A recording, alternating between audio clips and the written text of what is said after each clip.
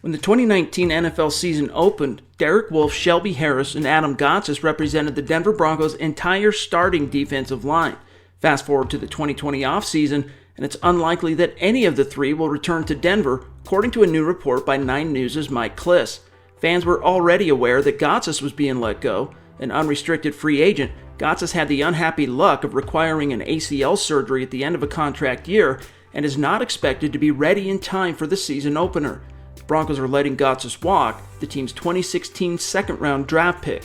Meanwhile, the situation for Wolfe and Harris was more fortuitous as it related free agency. Both are unrestricted free agents, both are healthy, and are coming off a strong 2019 campaign in Vic Fangio's defense. It's been reported previously that Harris is likely to sign elsewhere in his pursuit of top-of-the-line money, which left fans pining for Wolfe to be the one homegrown D lineman the Broncos bring back. But according to Kliss, that's unlikely to happen, despite the positive conversations that took place between Wolfe's camp and the Broncos at the NFL Combine. As it relates to Wolfe and Harris, Kliss reported, quote, "Unlikely either returns, but with Elway, never say never. The only chance of a return is if one of them finds a disappointing market." Close quote. If one of them is bound to find a less than enthusiastic market, it's likely to be Wolfe, who finished the 2019 campaign on injured reserve. Leading up to Week 13, when he suffered that season-ending elbow injury, Wolfe led the Broncos in sacks with 7.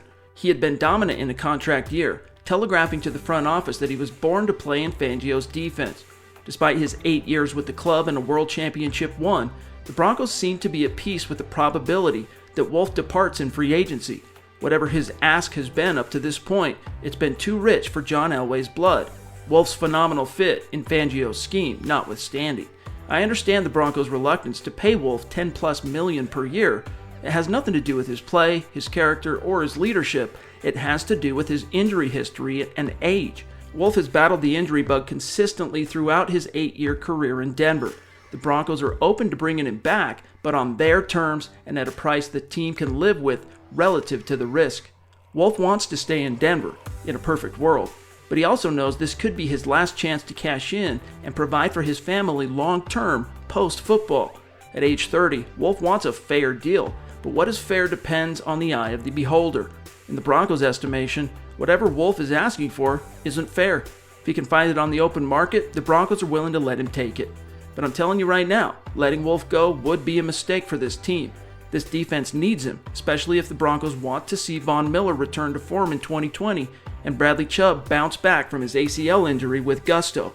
Like the 80s rock band Cinderella once crooned, "You don't know what you've got till it's gone." For Mile High Huddle and Sports Illustrated, I'm Chad Jensen.